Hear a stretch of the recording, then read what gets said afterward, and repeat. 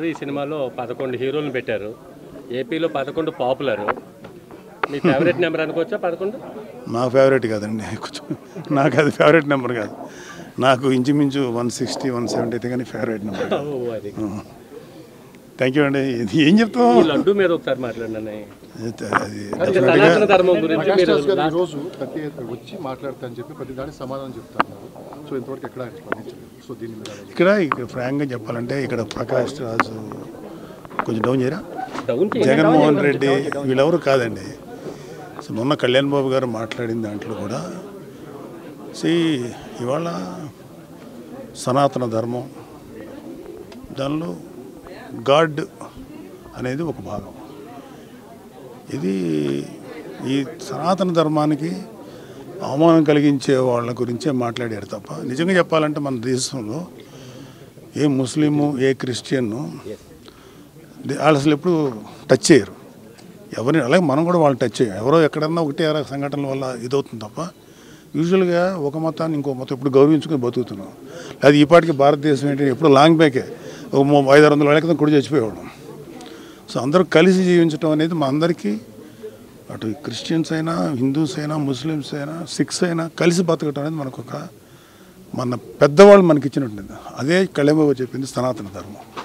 అది ప్రతి వాళ్ళలోనూ ఇంకి ఉంటుంది. సో దాన్ని ఎవరైనా అవమానం చేసినా ఇంకోటి చేసినా కొంచెం బాధ అనిపిస్తుంది. సో లడ్డు అనేది ఒక చిన్న అంటే ఒక నిండిపోయినటువంటి ఈ నిర్లక్ష్యం చేయబడినటువంటి హైందవానికి హిందూ మతానికి ఆ లడ్డు అనేది క్లైమాక్స్ లాంటిది. సో దానికి ముందు ఆ లడ్డు అనే దాంతో పాటు ఇంకా కిందకి వెళ్తే ఎన్ని దారుణాలు జరిగినాయో మా అందరికీ తెలుసు.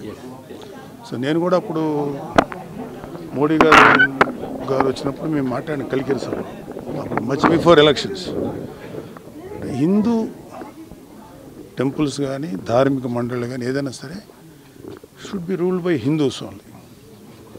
ముస్లింకి సంబంధించినటువంటి వక్ఫ్ వాళ్ళే చేయాలి, మిషనరీస్ క్రిస్టియన్సే చేయాలి.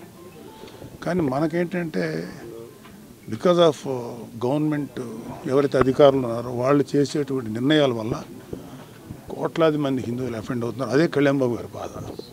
సో దాని మీద ఆయన వెలుగొచ్చారు. ఇక్కడ ప్రకాష్ రాజా జగన్మోహన్ రెడ్డి కాదు, it's a question of pseudo secularism. హిందువుల్లో ఉన్నటువంటి సూడో సెక్యులర్ మీద మేము అంటే కళ్యాణ్ బాబు గారు మాట్లాడారు. రియల్ సెక్యులర్ ఎవరంటే పవన్ కళ్యాణ్ గారు.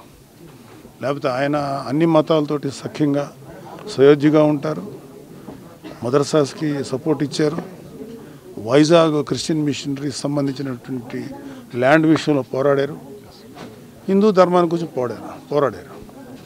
సో ఆయన ఎవడైనా ఇట్లాంటి వాళ్ళు ఎవరన్నా ఈ కైండ్ ఆఫ్ పీపుల్ చేస్తే వీ డోంట్ కేర్. అది కాదు, మాకు కావాల్సింది ద రిలీజన్ అండ్ ధర్మం ప్రొటెక్ట్ కావాలండి, అంతే. అంతకంటే జనరల్ ఎలక్షన్స్ మా ఎలక్షన్స్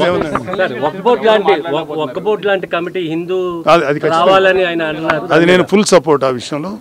హిందూ ధర్మ రక్షణ మండలి ఉండాలని చెప్పి కళ్యాణ్ బాబు గారు అడిగినది చాలా కరెక్ట్ అయిన విషయం, ఖచ్చితంగా ఉండాల్సిందే.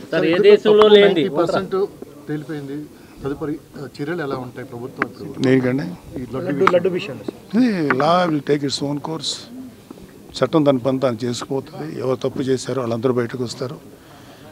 సో ఈవెన్చువల్గా దానికి తగ్గ శిక్ష పడుతుంది. డిక్లరేషన్ మీద జగన్మోహన్ రెడ్డి గారు ఏం డిక్లరేషన్ మీద? డిక్లరేషన్ ఇవ్వాలి, దేవుడి మీద నమ్మకం ఉందని సంతకం పెట్టి వెళ్ళాలి. అలా ప్రతి చోట మక్కాలో కూడా. మీకు ఎంత ఆనందంగా ఉందండి, నేను ఏదో ఒకటి మాట్లాడాలి. చాలా సంతోషం. పర్సన్ మాకు దొరికారు, మేము తప్పేం లేదండి. ఇప్పుడు ఎవరి మతాన్ని తగ్గట్టు వాళ్ళని ఫాలో అవుట్. ఇప్పుడు నేను చర్చికి వెళ్ళాను ఎలక్షన్ టైంలో. నాకు అక్కడ జీసస్ క్రైస్ట్ని ప్రార్థించినప్పుడు నేను కూడా ప్రార్థించాను కదా. అలాగే నేను మసీద్కి వెళ్ళాను ఎలక్షన్స్, వాళ్ళతో పాటు పెట్టుకున్నాం, వాళ్ళని ఫాలో అయ్యాం.